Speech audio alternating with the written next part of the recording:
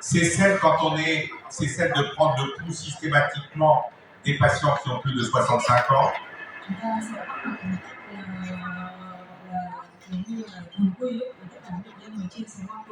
C'est celle que chez les patients admis à l'hôpital pour un accident ischémique transitoire ou un infarctus cérébral, on fait un électrocardiogramme et on va les surveiller pendant au moins 72 heures. Với những cái bệnh nhân mà tai biến mạch hoặc là nhồi máu não và nhập viện, chúng ta bắt buộc là phải làm điện tim và theo dõi cái điện tim trong vòng ít nhất là 72 giờ. Si les patients sont porteurs d'un pacemaker ou d'un défibrillateur, il faut examiner ce pacemaker pour voir s'il y a eu des épisodes de fibrillation atriale qui sont là. Một cái rất là quan trọng là bệnh nhân mà chúng ta thấy bệnh nhân có mang cái máy tạo nhịp hoặc là máy tạo nhịp gì đấy, tất cả bệnh nhân bị đột quỵ não vào thì ngay lập tức chúng ta phải cho bệnh nhân đi gọi là kiểm tra không mua một cái máy trong cái thời gian trước khi nhập viện có rất nhiều không. Voici ici une méta-analyse relativement récente sur plus de 10 000 patients qui sont admis pour un accident vasculaire cérébral sans fibrillation atriale connue. Đây là một nghiên cứu tháng mới năm 2015, chúng ta sẽ thấy là với cái lượng bệnh nhân là khoảng 10.000 bệnh nhân nhập viện do một cái tai biến mạch hoặc là nhồi máu não không có cái dung nhĩ trước đó. À l'admission, il y a à peu près 8% de fibrillation atriale détectée. Ngay khi bệnh nhân nhập viện thì chúng ta làm điện tim và chúng ta phát hiện là sắp xỉ là khoảng 8% bệnh nhân có dung nhĩ. Et vous voyez que les électrocardiogrammes répétés et l'enregistrement au scope permet également de découvrir de la FA. Chúng ta sẽ thấy rằng là khi mà chúng ta theo dõi ở trên cái monitor hoặc là chúng ta làm điện tim lặp lại thì tương tự như vậy nó cũng giúp chúng ta phát hiện dung nhĩ. On peut également proposer aux patients un Holter ECG qui découvrira une FA pendant juste à peu près 5%. C'est des Holters qui sont des enregistrements pendant 24 heures. Với cái việc là chúng ta làm điện tim thì trong vòng 24 giờ chúng ta có thể tăng cái nguy cơ tăng cái khả năng bắt được cái dung nhĩ khoảng 5%. Mais chez un certain nombre de patients, on ne va pas retrouver la cause. Chúng ta quay trở lại cái loại tốt bệnh nhân đột quỵ, chúng ta sẽ thấy là khoảng 3% bệnh nhân đột quỵ nhồi máu não không biết nguyên nhân. On aura trouvé une maladie des petites artères, on l'a vu l'année dernière. On aura retrouvé de l'athérosclérose des gros troncs. Dans certains cas, on aura retrouvé une affection cardio-embolique. Dans certains cas, une autre cause comme une dissection. Mais dans 30% des cas, on n'a pas trouvé la cause. Donc la question, c'est, parmi ces patients pour lesquels on n'a pas trouvé de cause, combien y a-t-il de fibrillation atriale? Chúng ta sẽ nhớ lại nguyên nhân chính gây đột quỵ thì khoảng 25% là do sơ vữa hẹp lớn, 20% hẹp nhỏ, nguyên nhân từ tim là khoảng 20% và 30% chúng ta không biết rõ nguyên nhân thì câu hỏi đặt ra là trong cái 30% đấy thì bao nhiêu bệnh nhân có dung nhĩ? Eh bien, dans l'étude, toujours la même chose du Lancet 2015, on voit que le Holter entre 1 et 7 jours permet de trouver à peu près 10% de fibrillation atriale, mais les Holters prolongés ou les Holters implantables permettent d'en découvrir encore davantage. Chúng ta thấy rằng là với những cái bệnh nhân mà nhập viện và chúng ta theo dõi những cái điện tim chỉ từ trong khoảng từ 1 đến 7 ngày thì khoảng 10% là chúng ta phát hiện dung nhĩ thôi, nhưng chúng ta có cái thiết bị khác như là làm motor kéo dài ở đây thì thời gian sẽ thay đổi và có thể chúng ta sẽ sử dụng cái thiết bị long thì cái khả năng mà bắt được dung nhĩ nó tăng cao hơn rất nhiều.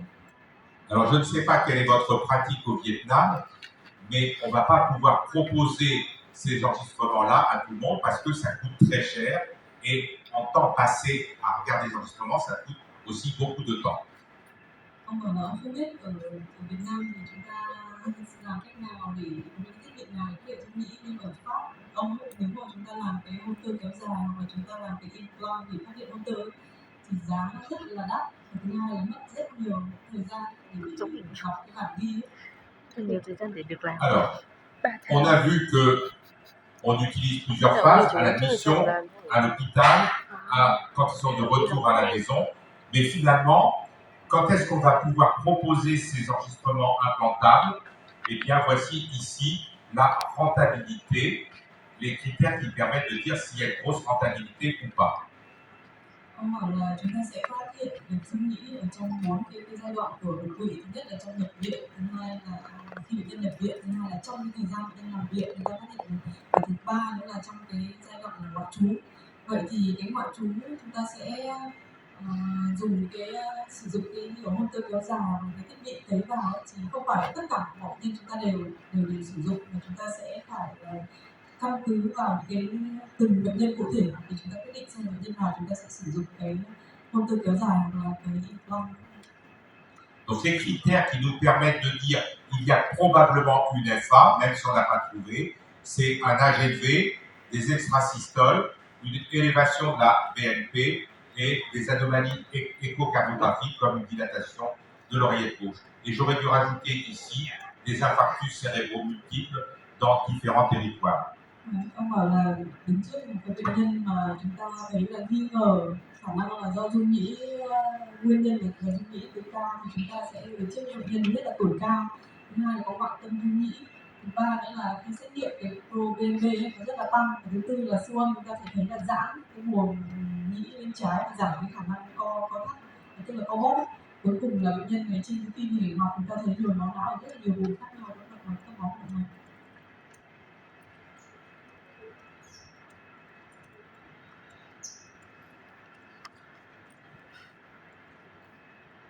Je vais passer là-dessus. Donc, comment va-t-on détecter la fibrillation atriale en pratique?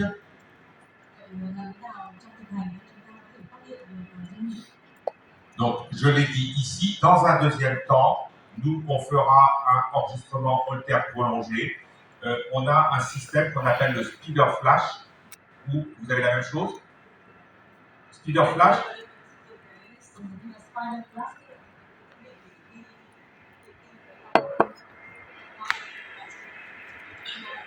n'avez pas ça?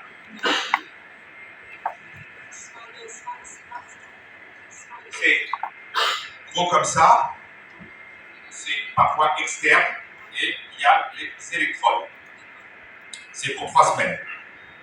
Gọi là cái thiết bị có tên là Spider Spark Plus, giống như là một người nhện nhanh gì đấy. Tóm lại là nó nhỏ như thế kia, sau đó nó có gắn trong tim và có thể là 3 tuần, 2 tuần, 1 tuần. Ou sinon, on proposera des Holters implantables. Et chez nous, c'est Revil. C'est la même chose chez vous? Revil, la marque. Revil. R-E-V-E-A-L. Revil, c'est ça. Voilà. C'est ce petit. Ông bảo là nếu mà nữa thì chúng ta có thể giống như đặt một cái implant vào trong cái thiết bị đó như vừa chỉ lúc nãy, cái trước tim để theo dõi cái nhịp tim của bệnh nhân. Et le Vietnam, qui est un monde de la technique et de la technologie, il y a maintenant, c'est pas ça, mais il y a des montres, voilà, qui permettent de détecter, voilà, ça, une montre, tu as le coup là-dessus, voilà, des montres qui permettent de détecter la fibrillation atriale.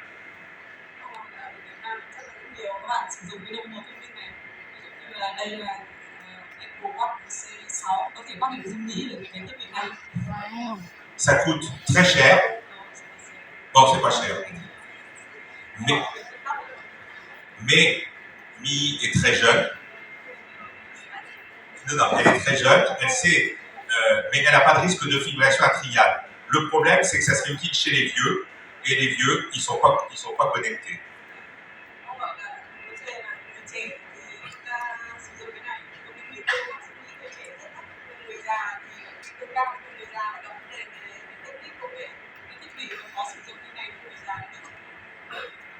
Mais comme maintenant les jeunes sont connectés et qu'ils deviendront vieux, peut-être que ça marchera plus tard.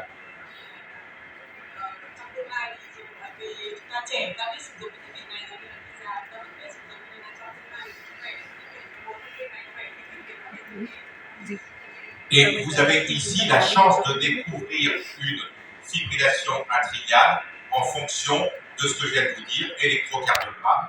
monitoring, Holter sur 24 heures sur 7 jours, et ici, les techniques implantables.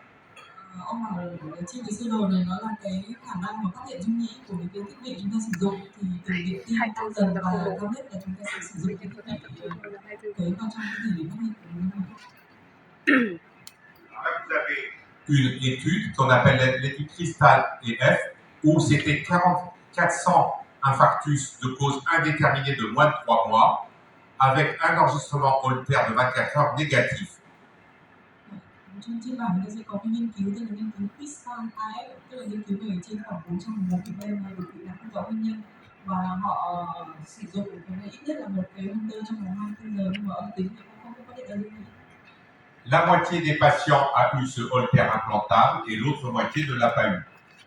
Nửa trong số bệnh nhân họ đó thì người ta sẽ đặt một cái thiết bị implant vào để phát hiện dung nhĩ, nửa bệnh nhân thì người ta chỉ theo dõi. Et on voit que la chance de découvrir une fibrillation atriale chez les patients qui avaient ce dispositif à 6 mois était de 9% versus 1,5% et à 1 an de 12,5% versus 2% chez les patients qui n'avaient pas le dispositif.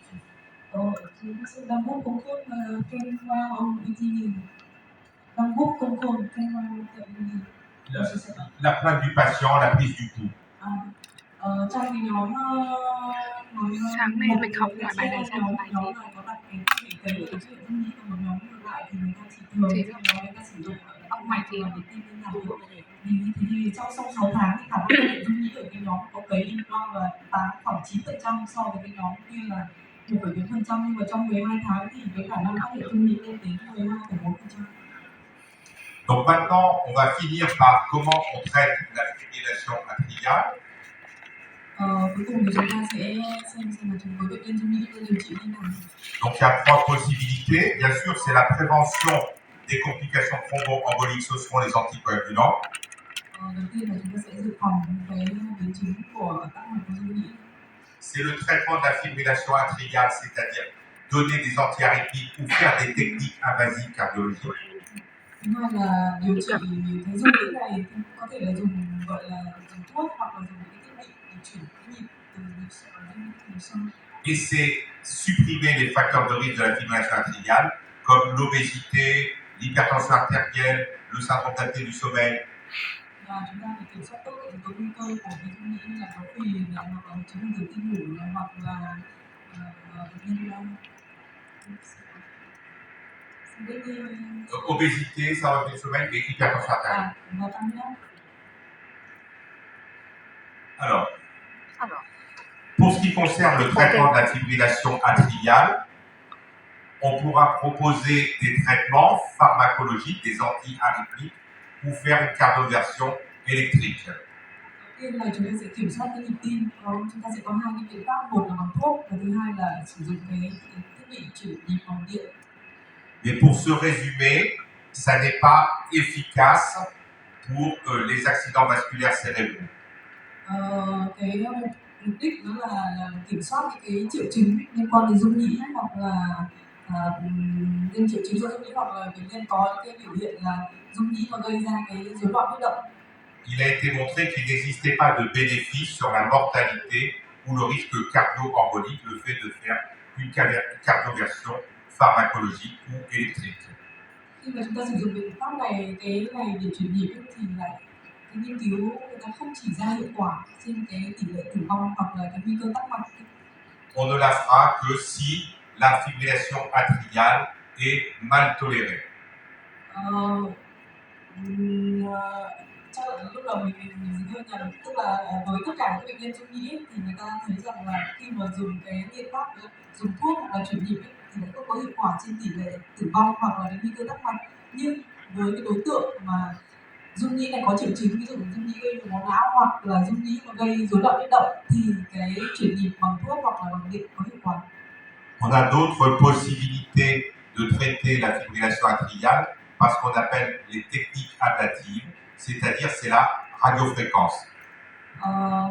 Còn cái kỹ thuật khác người ta sẽ sử dụng, người ta gọi là sử dụng bằng cái sóng radio để điều trị cái dung nhĩ này. Mais globalement, lorsqu'un patient a fait un accident vasculaire cérébral et qu'il a une fibrillation atriale, on va simplement se contenter de ralentir la fibrillation atriale, sauf si elle est mal tolérée. Chúng ta kết luận là với những cái bệnh nhân mà rung nhĩ vào ấy, thì chúng ta việc rất là quan trọng là chúng ta cần phải kiểm soát cái nhịp tim của bệnh nhân, và cái nhịp tim này thì chúng ta giữ từng để cái hiện tượng là rung nhĩ nhanh. Voici ici la technique ablative, ici en grillant par radiofréquence, ici au niveau de l'origine des artères pulmonaires, des veines pulmonaires.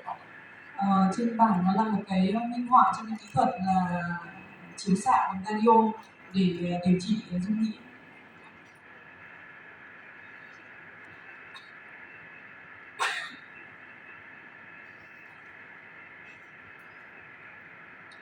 On va passer pour gagner du temps. Donc, le but, je le répète, c'est simplement de ralentir la fibrillation atriale. Si c'est mal toléré, à ce moment-là, on fera des techniques dont on a parlé. Ông bảo là cái việc đầu tiên với tất cả những bệnh nhân rung nhĩ vào chúng ta phải kiểm soát nhịp. Nếu mà trong trường chúng ta không kiểm soát nhịp bằng thuốc thì bắt buộc chúng ta phải sử dụng cái technique để kiểm soát nhịp của bệnh nhân, tránh cái tình trạng rung nhĩ. En dernière partie, voyons donc quel traitement antithrombotique on peut donner aux patients. Aspirine, AVK, anticoagulant direct ou autre technique. Trên bảng nó là các cái điều trị kháng đông của bệnh nhân thì chúng ta có những lựa chọn như aspirin, kháng AVK, AOD hoặc là những cái thuốc khác. Alors, bien sûr que l'aspirine, c'est totalement maintenant abandonné. Chúng ta biết rồi aspirin hiện nay thì chúng ta sẽ không còn sử dụng nó nữa. Puisque on voit ici dans cette étude par méta-analyse sur l'effet antithrombotique pour la prévention de l'AVC. Chúng ta xem bởi vì chúng ta sẽ nhìn trên bảng nó là cái phân tích tổng quan về cái hiệu quả của dùng kháng đông trong dự phòng của các đột quỵ. Les antiagrégants plaquettaires versus le traitement contrôle, ça permet de réduire plus de 22%, alors que à cette époque-là, les AVK, c'est versus contrôle, c'est 64%. Trên bảng chúng ta sẽ thấy là với aspirin mà sử dụng so với cái nhóm không sử dụng aspirin thì nguy cơ giảm được khoảng 22%, nhưng mà với AB với kháng vitamin K thì sẽ giảm được khoảng 64% nguy cơ tái phát đột quỵ. Et la comparaison entre l'AVK et les antiagrégants plaquettaires, eh bien, l'AVK permet de réduire de 39% le risque de survenue d'AVC par rapport aux antiagrégants plaquettaires. Và tất nhiên rồi khi so sánh giữa vitamin K và aspirin thì thấy là vitamin K sẽ có vượt trội hơn khoảng 40% so với aspirin của dự phòng đột quỵ. Donc l'aspirine est abandonnée et on voit que le risque annuel d'hémorragie extra ou intracrânienne n'est pas significativement différent dans le groupe AVK versus le groupe contrôle. Cái nguy cơ c'est AVK avec aspirin c'est ça? Non, c'est AVK. Le risque d'hémorragie extracrânienne majeure, c'est 1,3%. Đây là cái nguy cơ chảy máu của cái sử dụng kháng vitamin K. Chảy máu trên bảng là cái nguy cơ chảy máu ngoài sọ khoảng là 1,3% so với nó control là 1%. Những cái nguy cơ chảy máu nội sọ do sử dụng kháng AVK nó chỉ là 0,3%, so với nó kiểm chứng là khoảng 0,1%. Vous savez tous que d'après les études, lorsqu'on prescrit un traitement par AVK, l'INR-cible est entre 2 et 3 et 2,5 cellules. Chúng ta biết rồi cái đấy là một cái tip để điều trị kháng viêm ta có hiệu quả là IGR trong khoảng từ 2 đến 3 và tốt nhất là từ khoảng 2,5. Parce que si c'est en dessous de 2, le risque d'infarctus cérébral est fort. Et si c'est au-dessus de 3, c'est le risque hémorragique qui est fort. Tại vì nếu mà IGR ở dưới 2 thì cái nguy cơ tái phát đột quỵ thì cao, nhưng mà IGR ở trên 3 thì nguy cơ chảy máu lại tăng rất cao. Alors, comme vous savez, le problème des antivitamines K, c'est que c'est compliqué parce qu'il y a des complications hémorragiques, que ce soit gastro-intestinales ou d'autres localisations. Chúng ta biết rằng cái biến chứng của dùng AVK trong cái chảy máu thì chảy máu tiêu hóa, chảy máu và những nội tạng khác trong cơ thể. Parce que ça va nécessiter de nombreux contrôles par INR avec des modifications de la dose du traitement très régulier et les patients ne sont pas toujours vigilants. Bởi vì chúng ta biết rồi khi dùng kháng vitamin K thì phải thường xuyên là kiểm tra INR, nhưng mà vấn đề của bệnh nhân là nhiều khi bệnh nhân không tuân thủ điều trị, đi khám nhiều lần mất thời gian nhưng bệnh nhân không tuân thủ điều trị. Et bien sûr, si le traitement, si l'INR n'est pas équilibré, le traitement est beaucoup moins efficace. Và có một cái thực tế là khi sử dụng kháng vitamin K, mặc dù bệnh nhân tuân thủ điều trị nhưng cái số cái INR rất là dao động, dao động thì cái hiệu quả điều trị. Et les études ont montré que chưa đọc được nữa. les ABK, lorsqu'ils étaient utilisés, étaient justement sous-utilisés, puisque un tiers des patients éligibles ne reçoivent pas d'ABK, y compris chez les patients en risque. Đây là cái nghiên cứu đã chỉ ra rằng là bệnh nhân mà không được sử dụng chống đông, thì khoảng 1/3 bệnh nhân là bệnh nhân không được sử dụng chống đông. Những người này Cái sao này nó có đúng rất là cao. Il y a une sous-utilisation des ABK chez les sujets âgés qui en ont le plus besoin. Và ta thấy rằng cái tỷ lệ mà không sử dụng chống đông, ít sử dụng chống đông này thì lại gặp nhiều nhất ở người già, cái lứa tuổi này, lứa tuổi mình hưởng lợi nhất từ dùng chống đông. Et d'autre part, dans les études, on a montré que l'INR cible était chez moins de 50% des patients en pratique clinique et 2 tiers si c'est un essai clinique. Donc autrement dit, la moitié des patients ne sont pas équilibrés. Người ta thấy rằng là cái chỉ số INR khoảng nửa nên là không làm cho cái đích điều trị. D'où le développement de nouvelles choses, notamment l'arrivée des anticoagulants oraux directs et des nouvelles stratégies comme par exemple la fermeture de l'auricule gauche. Hiện nay là có hai cái thứ mới ở trong điều trị bệnh nhân dung nhĩ. Đầu tiên là chúng ta có thuốc chống dung nhĩ với AOD, thứ hai là chúng ta có cái kỹ thuật là tóm nhĩ trắng. Juste pour montrer que les antivitamines K sont sous-utilisés.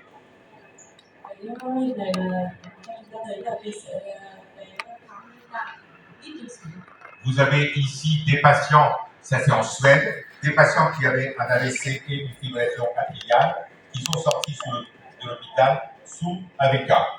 Ở đây là một cái nghiên cứu của Suez, là có khoảng 1.500 bệnh nhân đột quỵ não và bệnh nhân này có dung nhĩ và bệnh nhân này rời viện mà không có cái kháng vitamin K. Et vous voyez qu'au fil du temps, eh bien, à 2 ans, il n'y avait plus que moins de la moitié des patients qui gardaient encore leur antivitamine K. Chúng ta thấy là ở dưới khoảng 24 tháng, tức là khoảng 2 năm, chúng ta sẽ thấy là chỉ có khoảng nửa bệnh nhân là đã bỏ, nửa bệnh nhân đã bỏ điều trị. Autre étude, enfin non, c'est encore une autre étude, on voit ici que le pourcentage d'utilisation des antivitamines K est très faible, surtout chez les sujets âgés. Cái nghiên cứu khác thì người ta thấy rằng là cái tỷ lệ sử dụng chống đông ở lứa tuổi là trên 85 tuổi thì lại là thấp. Et enfin, ici sur cette étude canadienne, donc je vous ai montré la Suède, les États-Unis et le Canada. C'est des pays qui ont beaucoup d'argent et les patients sont bien surveillés. Et même là, ça ne marche pas. Đầu tiên là nghiên cứu của Suez, sau đó là của Mỹ và bây giờ là của Canada, ba cái nước rất là giàu nhưng mà lại thấy cái tỷ lệ sử dụng bệnh nhân ít sử dụng nó cũng khá là cao. Et là, ce sont des sujets qui ont une fibrillation atriale à haut risque embolique, qui n'ont pas de contre-indication connue aux anticoagulants et qui sont hospitalisés pour un infarctus cérébral. Đây là nghiên cứu của Canada, còn những bệnh nhân này thì bệnh nhân là dung nhĩ có nguy cơ cao tắc mạch và bệnh nhân này không có chỉ định với chống đông. Et vous voyez que chez ces patients-là, alors qu'ils auraient dû avoir un traitement par antivitamine K, eh bien 30% ne prenaient rien. Và chúng ta thấy rằng 30% là bệnh nhân không có cái chống đông. 30% prenaient simplement 1 ou 2 anti-plaquettaires. Khoảng 30% bệnh nhân là chỉ dùng kháng thuốc từ cầu. Et un peu plus de 30% prenaient un antivitamine K, mais seulement 10% avaient l'INR entre 2 et 3. Chúng ta thấy là khoảng 30% bệnh nhân là có cái dùng kháng vitamin K, chỉ có 10% là đạt được đích điều trị. Et si on regarde les patients qui avaient fait un antécédent d'infarctus cérébral sous fibrillation atriale, eh bien, on voit que seulement 20% étaient admis avec un INR dans la zone thérapeutique. nhân mà đã có tiền sử đột quỵ tăng huyết thông qua hoặc là nhồi máu não thì cái gói dung nhĩ thì cũng chỉ có khoảng hạn 18-20% bệnh nhân là có được dùng qua tay và có cái tiết đi rồi đạt tiết điều trị. Et là encore, vous voyez qu'un certain nombre ne prenaient pas de traitement antithrombotique et un certain nombre prenaient un anti ou deux anti-agrégants plaquettaires. Và chúng ta sẽ thấy là mặc dù là tái có tiền sử như vậy nhưng mà cũng khoảng 15% là cũng không nhận bất kỳ kháng đông nào, khoảng gần 30% là chỉ nhận aspirin. Donc aujourd'hui, les antivitamines K dans la fibrillation atriale, c'est abandonné, sauf si c'est une fibrillation atriale d'origine valvulaire.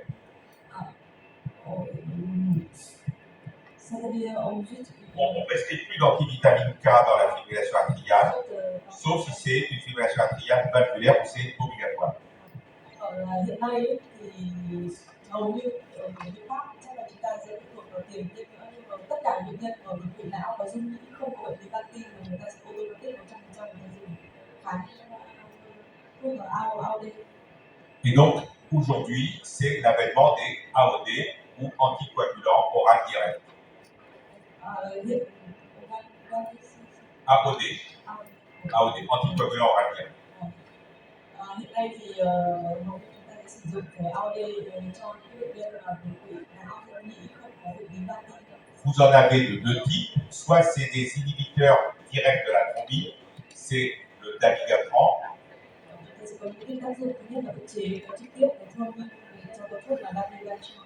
Soit c'est des inhibiteurs directs du facteur 10A, c'est l'apixaban, le rivaroxaban ou les doxaban.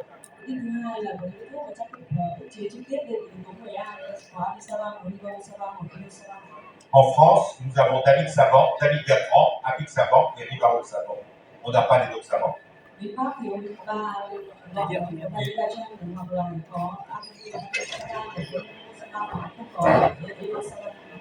Au Vietnam, vous avez quoi?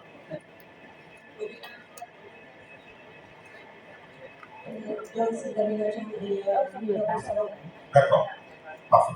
Donc c'est bien. Et pour dabigatran et rivaroxaban, vous avez les deux doses, 15 et 20 mg pour le rivaroxaban et 110 et 150 mg pour le dabigatran. Ok. Alors, vous avez ici les études qui ont permis de montrer que les anticoagulants oraux directs étaient très bons.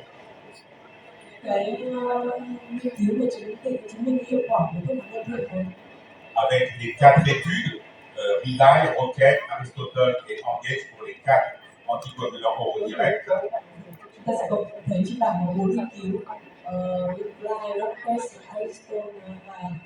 Aristotle et Engage. Vous avez ici les dates des publications et vous voyez que ça date maintenant de plus de 10 ans. Vous voyez également que l'âge moyen des études, des patients engagés dans ces études-là était de l'ordre de entre 70 et 75 ans.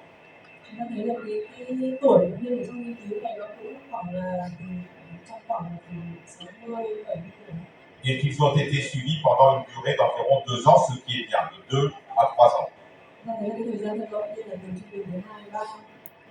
Mais un élément très très important que vous devez savoir, et que vous savez déjà, c'est qu'il n'y a jamais eu de comparaison entre 2 anticoagulants oraux directs.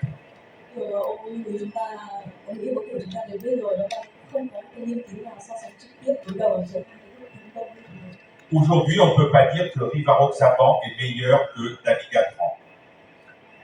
Non, on ne peut pas le dire.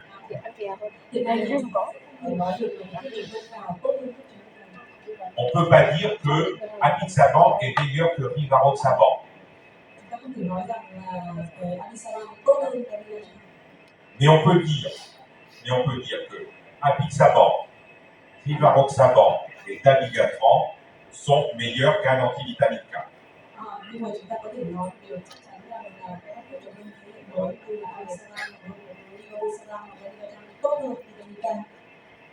Alors, dans la méta-analyse que vous devez connaître, qui est la méta-analyse de Ruff, qui date maintenant de 10 ans, on voit que le dabigatran 150 mg, le rivaroxaban 20 mg, l'apixaban et l'édoxaban font mieux que l'antivitamine K pour ce qui concerne le risque d'AVC ou d'antivitamine.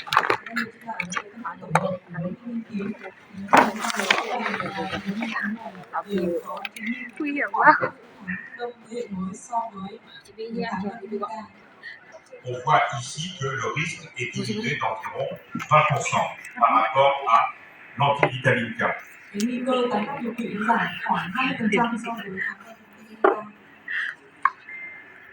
Et je vous rappelle en plus que dans ces essais-là, les anticoagulants étaient très bien surveillés, c'est-à-dire qu'ils étaient à bonne dose. Alors que dans la vraie vie, ce n'est pas le cas. Trong cái này thì cái kháng vitamin K ta sử dụng với tất cả bệnh nhân đều là có đích điều trị, tôi đặt đích điều trị cái khoảng 25. J'ai une question. Est-ce que vous connaissez le TTR, Time in Therapeutic Range? Time in Therapeutic Range pour les AVK. Các bạn còn nhớ có biết là cái TCA là của cái AVK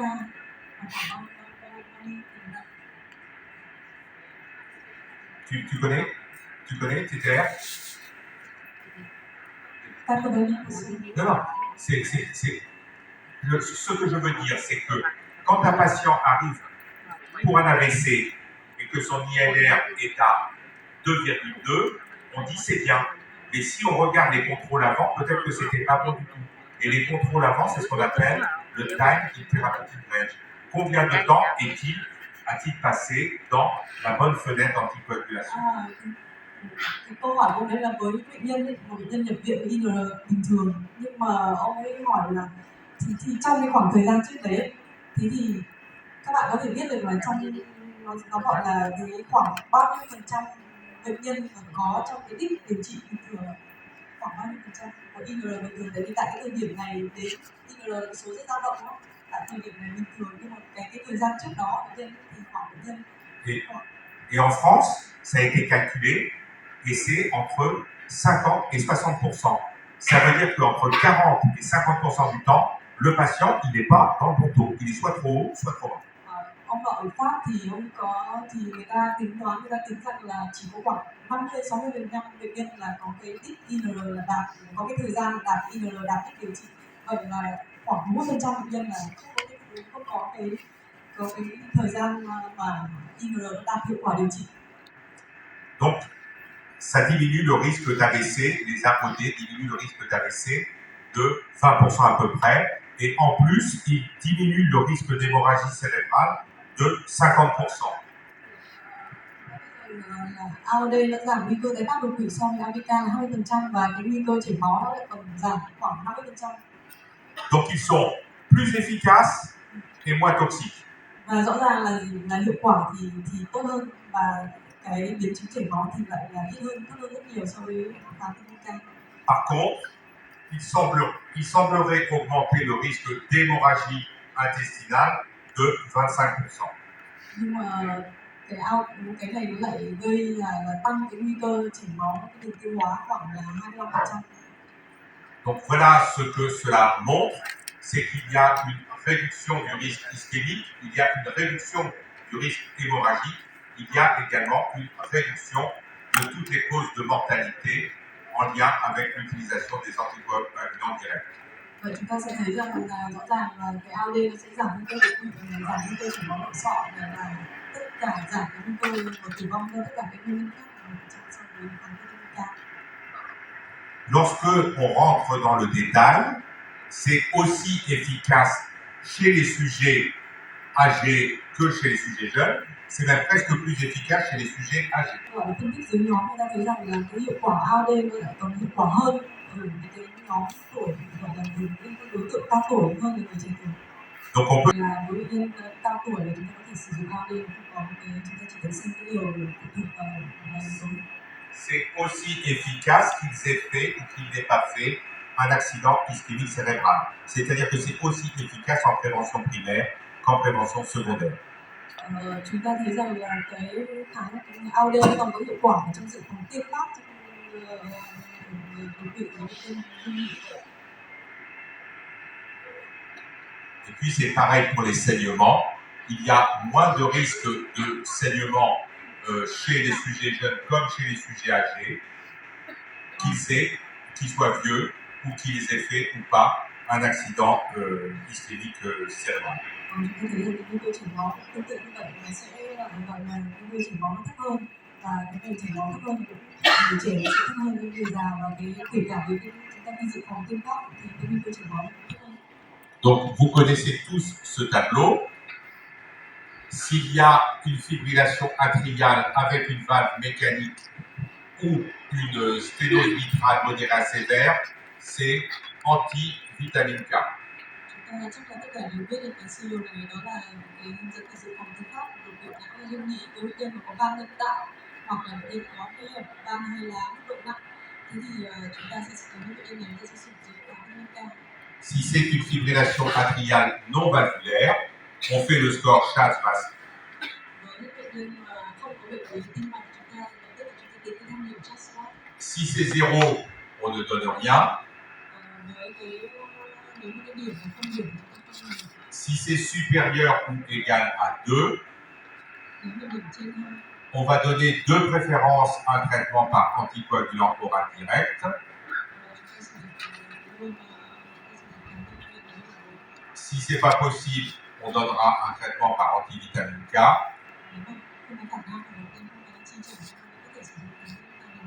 Si un traitement par anticoagulant est impossible, on proposera éventuellement une fermeture de l'auricule gauche. Nếu bệnh nhân có chứng chỉ định với việc sử dụng kháng đông như là kháng vitamin K hoặc là chống đông thượng mới, chúng ta có thể đưa cho bệnh nhân một cái chỉ định là đóng.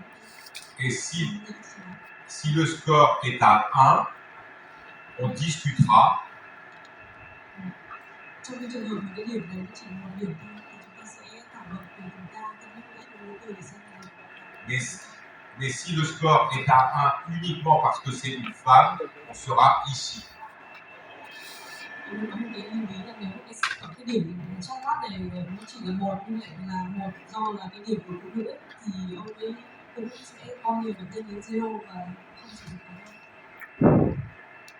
Alors, avant de débuter un traitement par AOD, il va falloir évaluer le risque hémorragique. C'est ce qu'on a fait par le score ASBLED.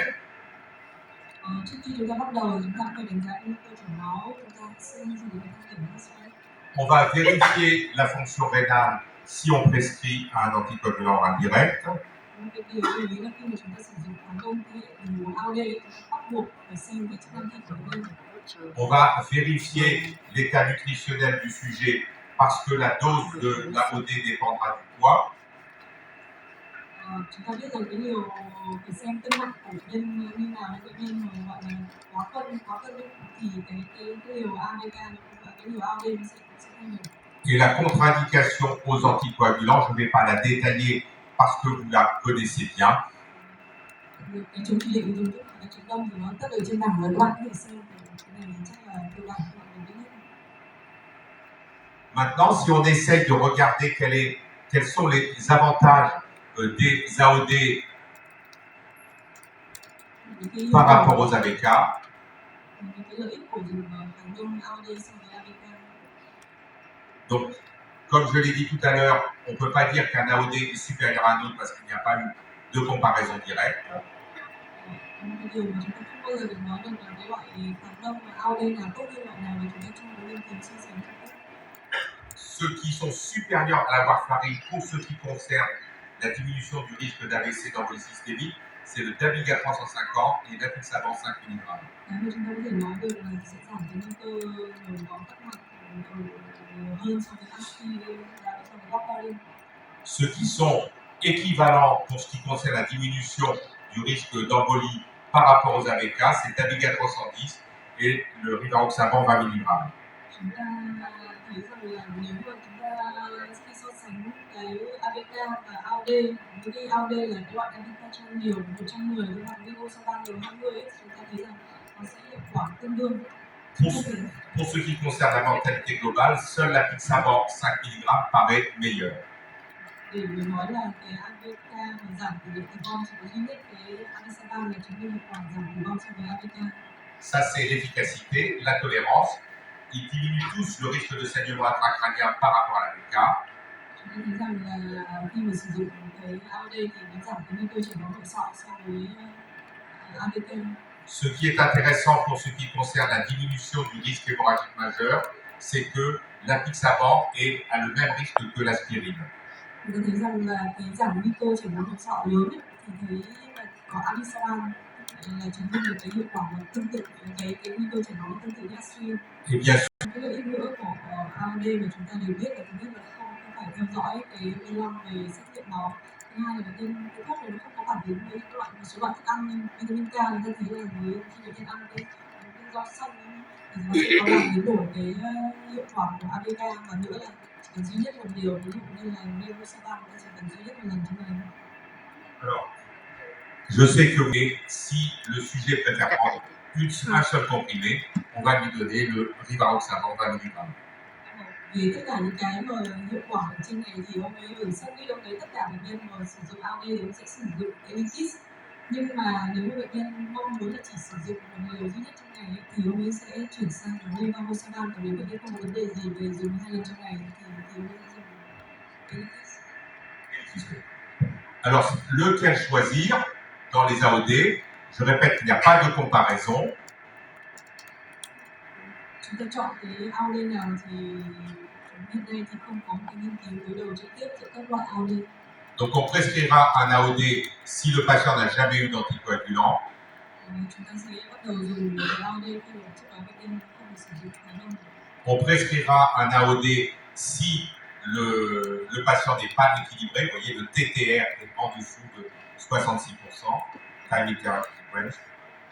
Bệnh nhân sẽ được sử dụng chống đau khi mà bệnh nhân đã trước đó đã dùng ABK, nhưng mà cái thời gian cái INR nó đạt đích là dưới 65%.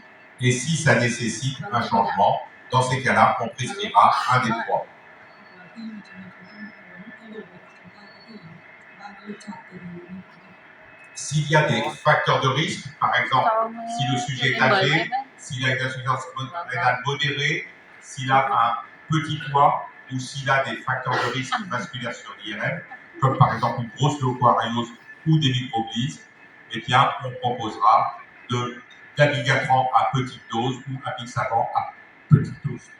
Chúng ta thấy là chúng ta vẫn có thể sử dụng được AOD nhưng với cái liều thấp hơn, ví dụ như là Abigatran là liều 110 đến 2 lần và Amisaban là liều 2,5 đến 2 lần với những bệnh nhân mà trên 80 tuổi với rất nhiều yếu tố nguy cơ. Thứ hai là cái lọc cầu thận từ 30 đến 60, và cân nặng bệnh nhân chẳng hạn bệnh nhân mà dưới 50 cân hoặc là bệnh nhân mà có trên cụm từ, chúng ta thấy rất là nhiều nguy cơ để chuyển dạng chảy máu. Thì với những đối tượng này thì chúng ta có thể dùng những cái liều nó thấp hơn so với cái liều của bên kia. Ok, là je vais passer là-dessus. Je vais passer là-dessus. Non, regarde ça.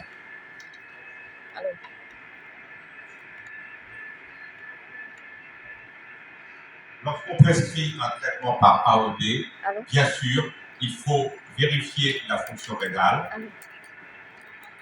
Luôn luôn nhớ rằng khi mà chỉ định AOD thì phải xem cái chức năng thận của bệnh nhân như thế nào. Il faut la surveiller au moins 2 fois par an. Và chúng ta phải đánh giá cái chức năng thận 2 lần trên một năm. Voire plus. Hoặc là hơn nữa. Et s'il y a une détérioration de la fonction rénale, eh bien, on va adapter la posologie, c'est-à-dire qu'on pourra éventuellement diminuer, passer d'abigatran 150 à 110 ou d'apixaban 5 mg à 2,5 mg. Chúng ta phải luôn nhớ là chúng ta phải điều chỉnh cái liều thuốc theo cái chức năng theo mức lọc cầu thận. Nếu bệnh nhân giảm mức lọc cầu thận rồi thì chúng ta sẽ xem lại cái slide trước đó và bệnh nhân có phải giảm liều không chống đông hay là giảm liều. Je vous ai mis ici. Est-ce qu'ils auront les diaporamas? Non. Est-ce qu'on leur donnera les diaporamas? Est-ce qu'ils auront toutes les diapos, tous les étudiants?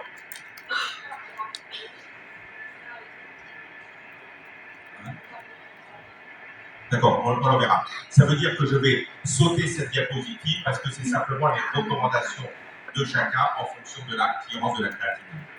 Các bạn nhìn trên bảng cái những cái slide này của các bạn sau đấy thôi, nhưng mà nó là các bạn sẽ xem tùy theo đọc của thận bao nhiêu mà chúng ta sử dụng liều của cái từng loại hoạt động này phù hợp cho cơ thể. Donc là, on a vu que les AOD chez la fibrillation atriale non valvulaire étaient préférentiels. Qu'en est-il dans la fibrillation atriale valvulaire? Thì chúng ta sẽ có là với những bệnh nhân mà trước đấy là chúng ta đi qua những bệnh nhân mà không có bệnh lý về van tim. Bây giờ với những bệnh nhân mà giúp đi rồi với van tim thì việc sử dụng thắng đông như nào? Eh bien, il y a eu 2 études, je n'en ferai qu'une. Il y a eu 2 études, l'une avec le dabigatran, c'est l'étude Realign, et une avec le rivaroxaban. Chúng ta sẽ có một cái nghiên cứu là Realign, tức là so sánh hiệu quả của cái dabigatran so với Apiota ở những bệnh nhân có van nhân tạo. Et vous voyez bien ici que par rapport à la warfarine, le dabigatran fait moins bien puisqu'il y a ici une fréquence d'accident vasculaire cérébral, d'accident thromboembolique qui arrive rapidement par rapport à la warfarine. Et d'autre part, le risque de saignement est aussi plus important sous dabigatran. Chúng ta sẽ nhìn thấy ở trên bảng là cái hình đầu tiên là hiệu quả về dự phòng cái biến chứng tắc mạch, thì thấy là warfarin sẽ có hiệu quả hơn. Thứ hai là khi mà đánh giá cái nguy cơ chảy máu khi sử dụng warfarin hoặc là dabigatran thì warfarin thì lại tăng hơn cái nguy cơ chảy máu. Je reviens toujours sur le diagramme qu'on a vu tout à l'heure. S'il y a une valve mécanique ou une cénose mitrale modérée sévère, on proposera un traitement par antivitamine K avec un taux d'INRC qui dépendra de la prothèse. Các bạn sẽ nhớ một lần nữa là với bệnh nhân có van nhân tạo hoặc là cái van hay là mức độ vừa hoặc nặng thì chúng ta sẽ sử dụng kháng vitamin K. Alors après, s'il y a une hémorragie cérébrale sous anticoagulant, on sait que le risque d'augmentation du volume de l'hémorragie cérébrale est majeur dans les premières 24 ou 48 heures.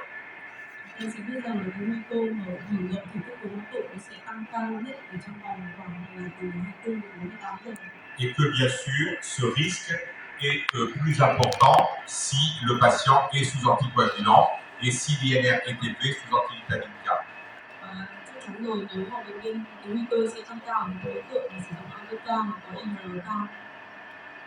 Je ne vais pas détailler ça parce qu'on le reverra demain.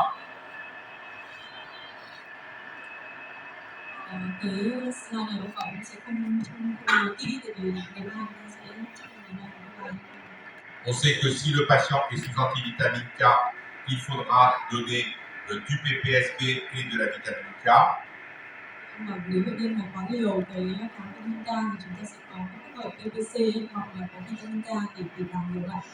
On sait que si le patient est sous Pradaxa, il faudra donner de l'idarucizumab ou Pradaxa.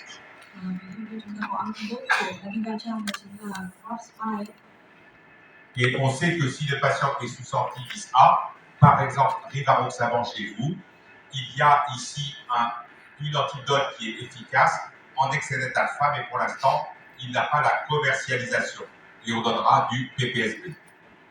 Với cái antidote của anti-1A thì chúng ta thấy là đã có chứng minh hiệu quả của Ondansetron, nhưng mà nó chưa có cái dạng thương mại, và hiện nay thì với cái ở bên người ta vẫn với những cái này người ta chỉ sử dụng kết hợp PPC để đào ngược lại cái. Je sais plus ce que j'ai fait de mon téléphone.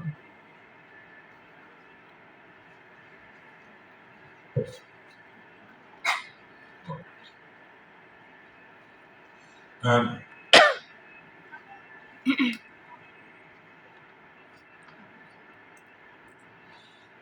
m'appelles là?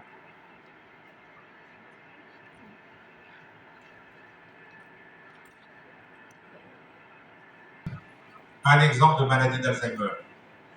Voilà. On perd ses affaires et on accuse toujours quelqu'un d'autre. Tu peux traduire, hein?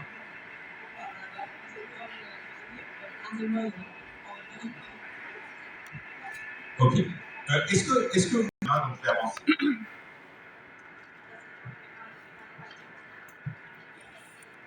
En tout cas, une chose extrêmement importante, je vais sauter cette diapositive parce que j'ai déjà beaucoup de retard, je parle trop.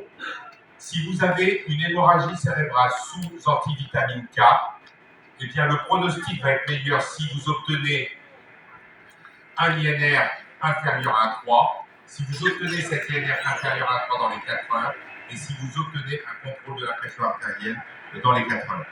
Có một cái lưu ý với các bạn là nếu bệnh nhân mà chẩn đoán não sau khi sử dụng vitamin K thì để chất lượng lên tốt hơn, các bạn phải thứ nhất là ngay lập tức phải cho INR dưới 1/3, và cái INR dưới 1/3 này cố gắng đạt trong vòng 4 giờ đầu tiên, và phải kiểm soát huyết áp dưới 160 trong 4 giờ đầu tiên.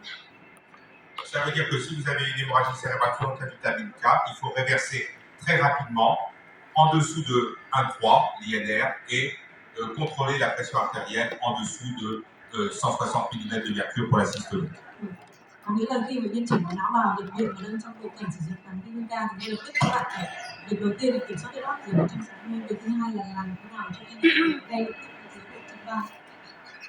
Alors, vous avez ici les recommandations. Je vous conseille vraiment de prendre cette référence. Donc, các bạn có thể download cái tài liệu này để khuyến cáo về chẩn đoán não đồng bộ được Hoa Kỳ. Et demain, quand je ferai hémorragie cérébrale, je me servirai beaucoup de ces recommandations. Ngày mai có cái bài giảng về chẩn đoán não thì mình sử dụng rất nhiều cái khuyến cáo của Et donc là, vous avez les recommandations des hémorragies cérébrales sous anticoagulants, antivitamine K, dabigatran, anti-10A et héparine. Chúng tôi sẽ có trên sơ đồ tất cả những cái hướng dẫn điều trị chẩn đoán não bệnh nhân sử dụng từng loại kháng đông một. Alors, je vais passer là-dessus, là-dessus. Voilà. On va juste regarder deux cas cliniques et puis on va finir après par la fermeture de l'auricule gauche. Cây lâm sàng này, cây bệnh nhân nam 85 tuổi thì có cái người có não đỏ thôi, điểm đít là 4 điểm và bệnh nhân có dương tính. Alors là, vous avez un homme de 85 ans qui a une FA, il fait un AVC mineur avec un IHSS à 4, et voilà ici son IRM. Trên hình đó là cái hình ảnh cộng hưởng từ của bệnh nhân này. Ma question c'est, vous traitez la fibrillation atriale comment? Để tổng kết lại xem các bạn đã nắm được cái bệnh nhân này chúng ta điều trị chống đông như thế nào. C'est une question très difficile. Je ne suis pas persuadé qu'il y ait une bonne réponse. Est-ce que quelqu'un veut se lancer à commenter? Ông bảo là ông biết rằng cái câu hỏi này cũng khá là khó, nhưng mà chúng ta cứ trả lời, sau đó ông sẽ điều chỉnh Allez, je veux voir l'expérience d'Annie.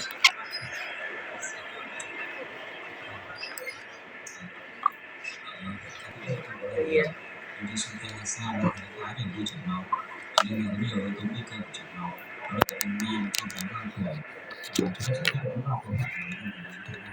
Và tuy nhiên là với cái chảy máu rất là nhiều là nguy cơ chảy máu cao, chúng ta sẽ lựa chọn hai phương án, đó là dabigatran 1/12 của dabigatran.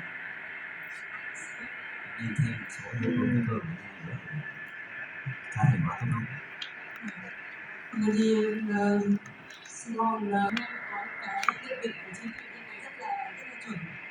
Si on reprend, il est très âgé, il a un minor stroke, donc il devrait nécessiter très rapidement.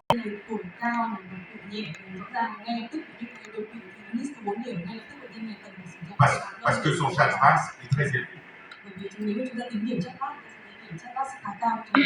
Après, quand on voit l'IRM, il a des microglies qui sont corticaux, ce qui signifie que le risque hémorragique est fort, c'est vraisemblablement une angiopathie amyloïde, et que le contrôle de la pression artérielle ne fera rien là-dessus.